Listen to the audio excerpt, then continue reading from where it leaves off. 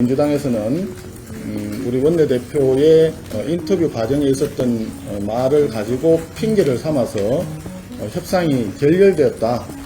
그리고 그 책임은 우리에게 있다는 식으로 전가하고 있는 그런 형편입니다. 7월 17일까지 원 구성 협상을 완료하기 위해서 최선을 다했지만 오늘 현재 이 시간까지 민주당에서는 어저께 협상이 결렬되었다라고 한 이후에 태도의 변화가 없습니다. 오전에도 말씀드렸지만 우리 당은 처음부터 원구성 협상의 가장 중요한 부분은 의장단 선출과 그 다음에 상임위원장 배분이다. 그러니까 의장단 선출하는 데 있어서는 우리가 아무런 조건 없이 배성적인 견지에서 투표에 우리가 임했습니다.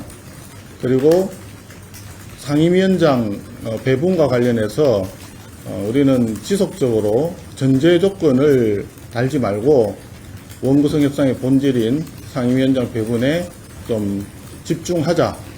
계속 이렇게 얘기를 했는데 이 시간까지도 민주당에서는 지속해서 그 원구성 협상의 본질보다는 곁가지라고 할 수 있는 전제 조건 부분에 더 신경을 많이 쓰는 배보다 배꼽이 큰 상황이 지속되고 있는 그런 상황입니다.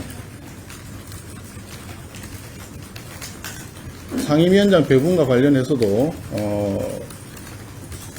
법사위는 당연히 의장을 배출하지 않은 원내 2당이 법사위원장을 가지는 것이 국회의 오랜 관행이었습니다. 단적인 예 중에 하나가 2016년도에 총선이 끝나고 난 뒤에 당시 우리 당이 집권 여당이었습니다만은 총선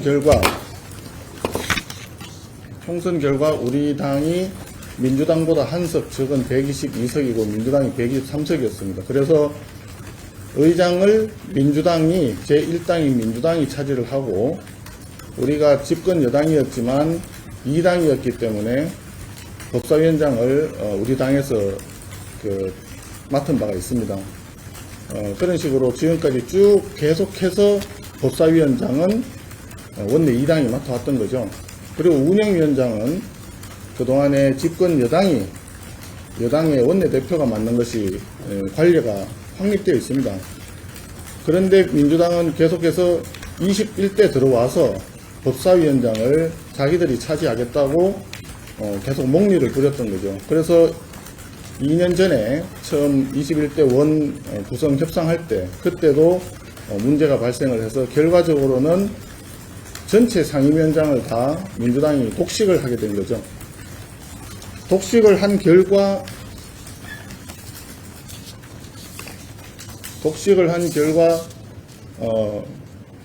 원내에서 우리 당을 배제한 채 자기들만 단독으로 본회의까지 해가지고 민생 법안을 마구잡이로 통과시킨 게 지금 여러 번 있었죠.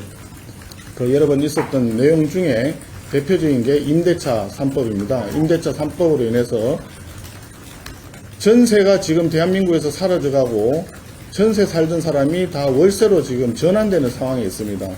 그리고 부동산 가격과 전세값 그리고 월세가 천정부지로 뛰어올랐던 경험을 우린 다들 잘 알고 있을 것입니다.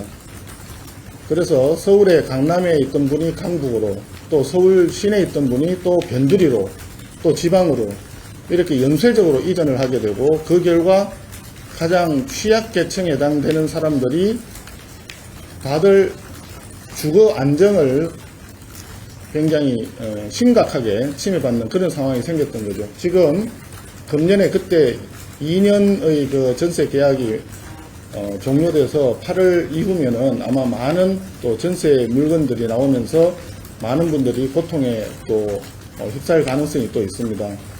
그런 식으로 민생에 굉장히 심각한 영향을 주는 그 악법들을 사실상 국회에서 논의도 제대로 하지 않고 단독으로 통과시킨 예가 그때 부지기수로 많았죠.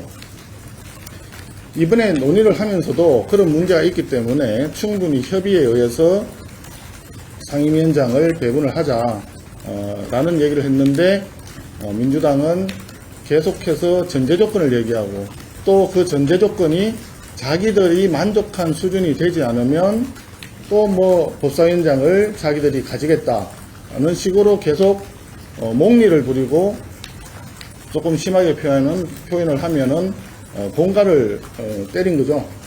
그래서 지금까지 협상이 굉장히 어려운 그런 상황으로 지금 진행이 되어 온 것입니다. 그래서 지금 행안위와 과방위 문제가 발생을 하고 있는데 이 부분도 국가의 기본적인 기능에 해당되는 부분이기 때문에 당연히 여당인 우리 국민의힘에서 맡아야 되는데 이것을 다수당이라고 자기들이 꼭 해야 되겠다 이렇게 지금 하고 있고 특히 과방위와 관련해서는 우리가 뭐 마치 방송을 장악하려는 어떤 의도가 있는 것처럼 프레임을 짜고 있습니다. 우리는 방송을 장악할 어떠한 의도도 없고 그럴 수 있는 힘도 없는 것입니다. 과방위 같은 경우에는 중요한 것이 우리 윤석열 정부에서 새롭게 추진해야 될 주요 과제 중에 과학기술과 관련된 부분이 많이 있어요. 반도체 특위를 우리 당에서 만들었듯이 반도체와 관련된 기술 개발 부분도 중요하고 또 우리가 항공우주청을 만들겠다고 공약을 했듯이 항공우주산업과 관련된 부분도 또 과학기술 쪽에서 중요한 부분입니다. 또 뭐 OTT라든지 또 다른 그런 중요한 미래를 준비하는 첨단 과학기술과 관련된 부분이 대단히 중요하고 방송이라든지 언론과 관련된 부분에 있어서는 지난 전반기 때 그때도 민주당에서 그동안에 계속해서 언론중재법을 비롯해서 언론을 장악하기 위한 법안을 지속적으로 추진하겠다라고 하는 이야기들이 계속 있었습니다. 그런 부분들에 대해서 우리는 이것을 막아야 한다는 그런 생각이 또 있고 그렇기 때문에 더군다나 과방위는 우리가 가져와야 되겠다 이렇게 얘기를 하는데 민주당에서는 끝끝내 협의에 진지하게 임하지 않고 자기들이 다 차지하겠다는 그런 욕심만 지금 부리고 있는 상태입니다. 그래서 어저께 급기야 민주당에서는 우리 원내대표의 인터뷰 과정에 있었던 말을 가지고 핑계를 삼아서 협상이 결렬되었다. 그리고 그 책임은 우리에게 있다는 식으로 책임을 전가하고 있는 그런 형편입니다. 우리 당에서는 정말 이 부분에 대해서 도저히 이해할 수 없고 받아들일 수 없기 때문에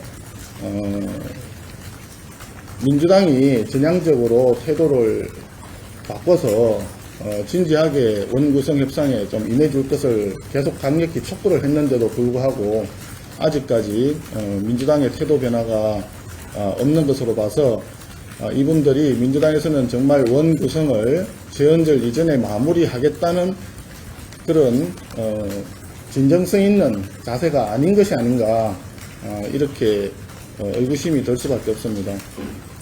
그래서 지금 오늘 이 시간까지는 민주당에서 다른 태도 변화나 어떤 그런 부분이 없고 아직까지 연락이 없기 때문에 국민 여러분들께는 대단히 송구하고 안타까운 일이지만 오늘 협상이 타결되기는 좀 어려운 상황이다 라고 하는 점을 미리 말씀을 드립니다.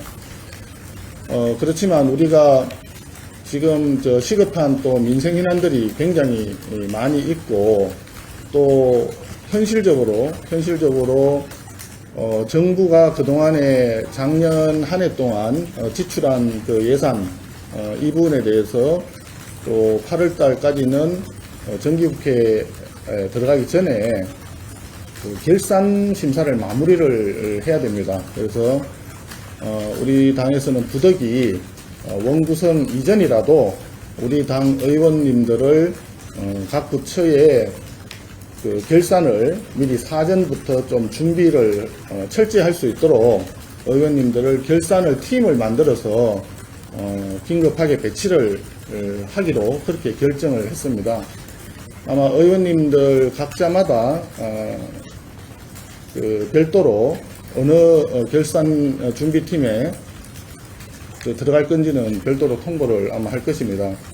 그리고 이것을 기점으로 해서 우리 당에서는 그 원구성 협상과 관계없이 각 부처의 업무를 중요한 현안이나 정책 그리고 추진해야 될 법안이라든지 이런 부분에 대해서 철저하게 준비하고 또 정부에서 하는 일 중에서 국민의 시각에서 국민을 대리한 국회의 입장에서 문제가 될 부분이 어떤 점이 있는지 이런 부분도 철저하게 가려서 시시비비를 가려서 추진할 것은 적극 추진하고 또 비판할 것은 적극 비판하는 그런 식으로 국회의원으로서 또 국회로서 해야 될 책무를 이 시간부터 충실히 해나가기로 그렇게 결정했다는 점을 말씀을 드립니다.